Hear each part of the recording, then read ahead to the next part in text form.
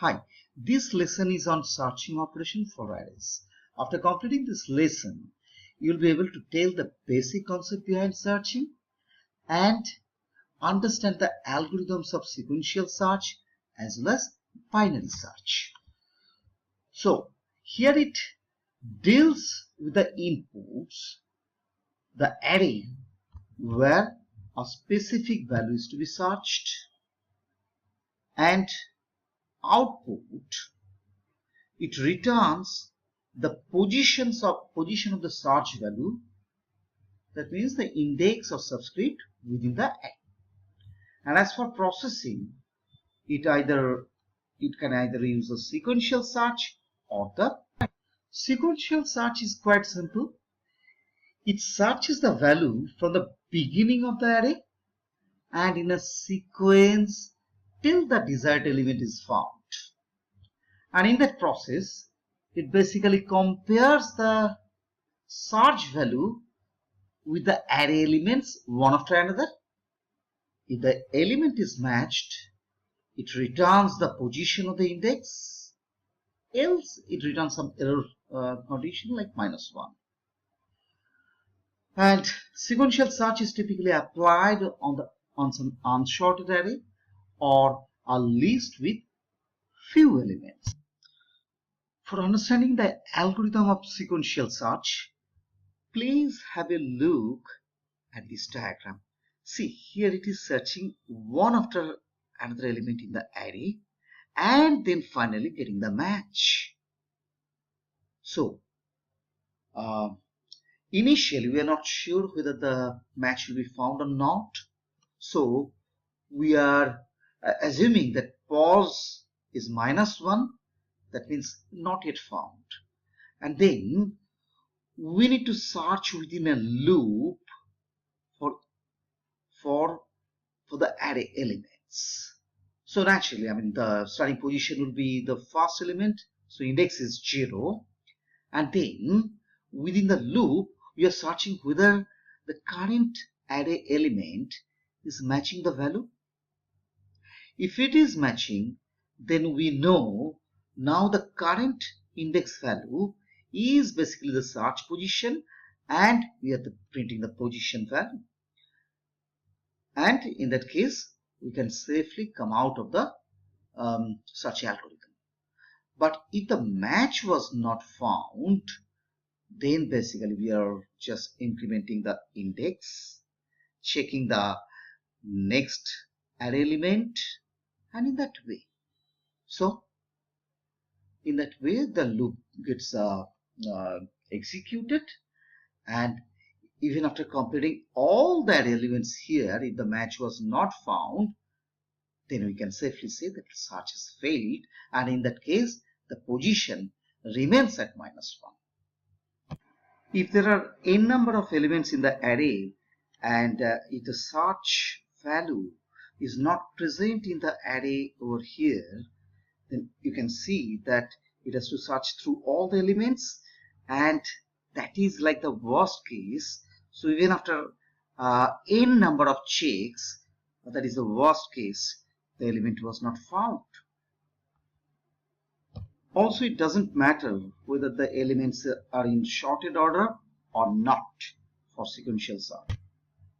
On the contrary, the binary search can work only if the array is already sorted.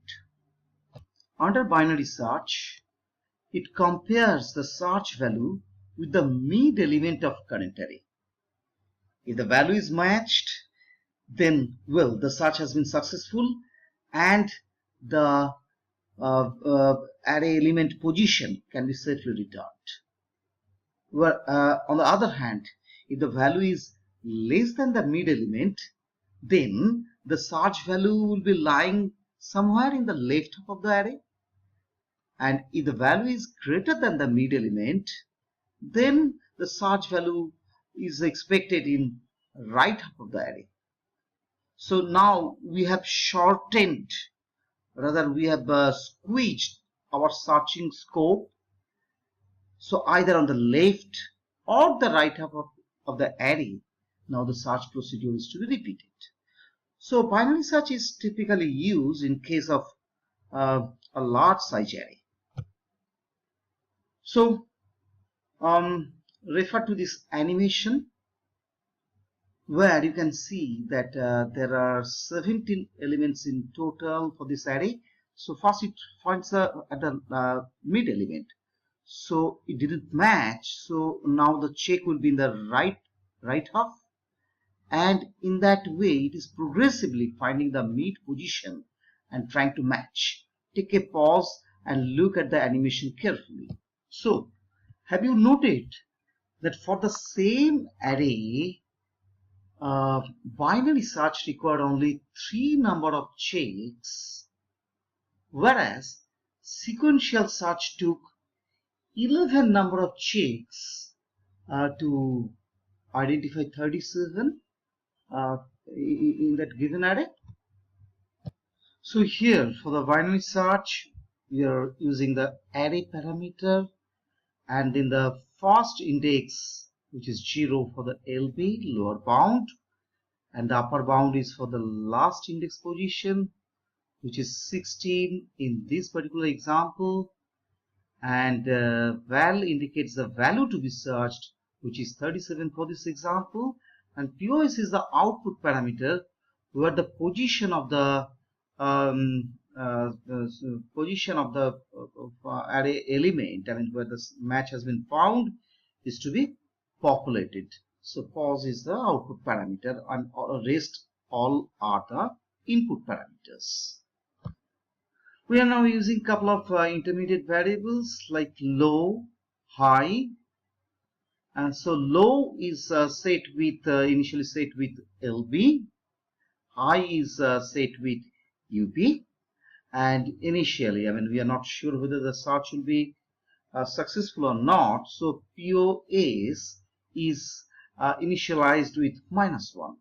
Now we are repeating these two statements, okay, and that is to be done as long as the low is less than high.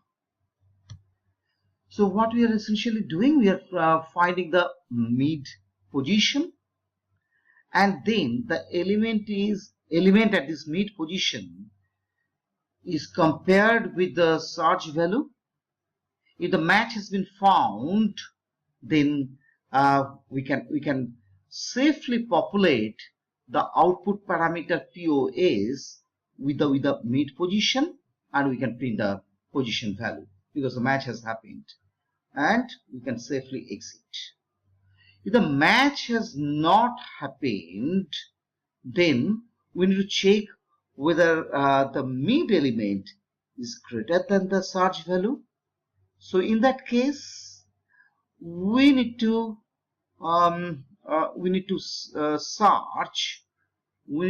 search in the left side array, left half of the array. So for that reason, we are assigning mid -1 to high, because mid has been already checked and there is no scope of getting this search successful in the right half. And if that is not the case, so the mid element is less than val, then we know that so in this case the search value is expected in the right half of the array. In this way, this search logic gets repeated, and at the end it can either match with the search value or it can reach a position where the search has been exhausted, the full array has been scanned in this way, and in that case, in the later case, it is going to return the error value. Okay, so these are the references. Thank you.